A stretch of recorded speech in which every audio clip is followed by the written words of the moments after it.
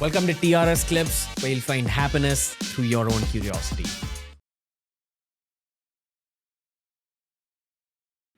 You want to talk a little bit about Kamakhya right now? Yeah. So, Kamakhya is one of the most ancient Shakti Pithas, as I mentioned.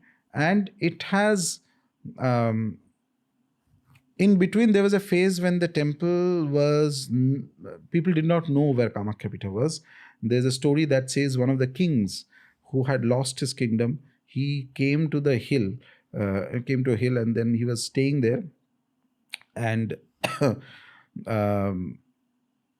he was running away because he had lost his kingdom, and then there's an old woman sitting there and tells him that why don't you sacrifice a goat there, and you'll get back what you want. He does that. Within 6 months he gains back his own kingdom, and then he gathers a group of people and pandits from everywhere, Varanasi to Bengal, and they come to that particular hill and they start digging that what is this place, and after digging they find a cave inside.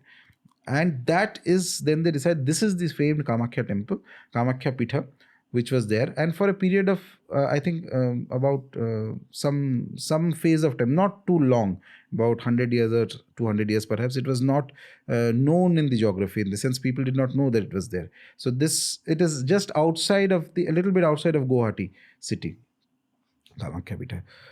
And it is the foremost of all Shakti Pithas. It's incredible. The Pitha is very powerful.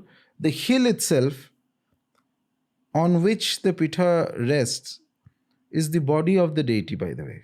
The hill is, when you see the iconography of Kamakhya Devi, you'll see that there is a lion and then there is a... Just 1 second. Athar, pull up.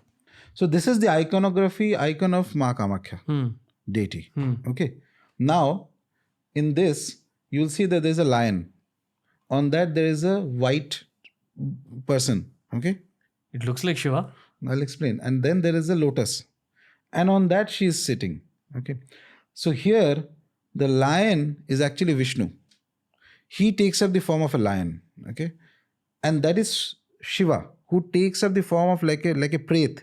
Like he becomes like a pret. Okay. A ghost. Preta. But it's Shiva actually. And it's called Pretasana. And on that, there is the lotus. That is Brahma. On that sits Kamakhya.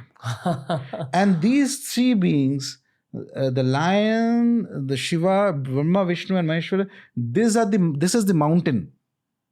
The mountain itself is these three beings. And also Bhairava. And on top of that is Kamakhya. Wow. She has 6 faces. Okay, and 12 arms, and there are a lot of weapons in there. And here in this iconography, they are shown Brahma and Vishnu this side, just to make it understanding to people. But there is also the other iconography is described as Lakshmi and Saraswati, or Matangi and Kamalatmika, 2 other Mahavidyas. They sit right next to her and keep looking at her. And these are all spiritually significant, by the way. It's not randomly done. So this iconography of the mother, which means that the hill itself is sacred, because the hill is the asana. These are the 3 deities on the hill. Okay. And on that is Devi Kamakhya, who has 6 faces. These 6 faces are 6 forms of the mother, and they have their own tantra and their paddhatis. Each of the faces. Each of the faces. And which means that you can approach her through any of these forms. She can be approached as Chamunda, she can be approached as Durga, she can be approached as Kameshwari, she can be approached as Tripur Sundari. In some sampradayas, she is worshipped as Aghora Kali. Okay. And then in the standard paddhati in which the priests worship her, she is worshipped as Tripur Sundari. Okay. This is Kamakhya.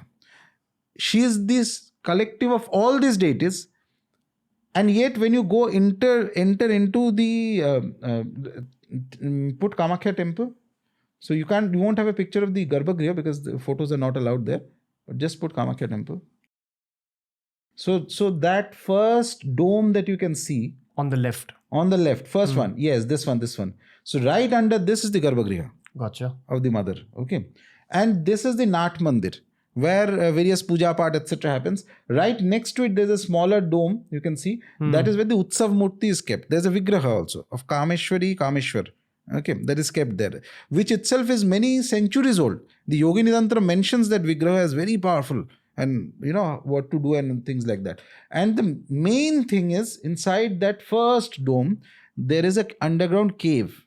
In that cave, there is a natural formation of a yoni, and there is a water that comes out. Okay, the texts also describe that inside there are Ashta Bhairavas carved around in that cave, and there is a Shiva Linga also somewhere. We won't be able to find images of no, it. No photo is allowed inside the sanctum. So all these other photos that you see claiming to be Kamakhya are not Kamakhya actually. So people have just randomly put them. The thing is, people go inside that Garbhagriha, inside that first dome, and you take some water from that spring and you drink that water and you sprinkle on your head. That is called Sparsha Darshan. The most important thing in Kamakhya is Sparsha Darshan, not just Namaskar. Other places you go and do Namaskar. Here you have to drink that water. That water, the moment you take in that water, you sprinkle on your head and all that. That is the worship of the mother. That is the first thing. That is the darshan of the mother is complete. Keeping little geology in mind, where is that water coming from? There is an underground perennial source of water in the hill. Somewhere inside the hill. Yes. And now, see, this is not Kamakhya actually. So this somebody has created in the net. Very easily people think that this is Kamakhya temple specifically. But inside the Garbhagriha, there are no photos. Apart from this, this is the Kamakhya temple. There are the 10 Mahavidya temples are on the hill. There is a Kali temple.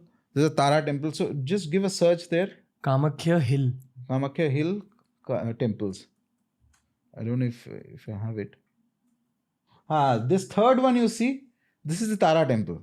Gotcha. Okay. Just before you enter the Ma Kamakhya main pressings, Prangan, before that on the right hand side, a little bit elevated, is Tara. I have a tangential question related to temples in general, because there was a text I read on the domes and the monoliths above temples. There is a purpose to those. Yes. Why is the roof of temples like this? No, so roof of temples can change depending on the architectural style.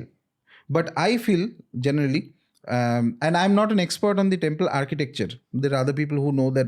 So different styles were presented during different eras and different kingdoms and different geographical locations. So you'll not find the dome structure everywhere. It is more or less, I've seen in the Bengal side, definitely there is a lot of the Eastern India side. But this creates a very strong meditative experience. If you get time inside that kind of a space which has a dome, okay, and there is a Vigraha Pratishtita inside there, if you meditate, it produces a super strong experience, meditative experience. And I have had many nice experiences in this Tara temple many times. The deity is very powerful. What we spoke about, how any temple collects prana from the people who visit it? No, not really. So what happens is temple gives prana to the people.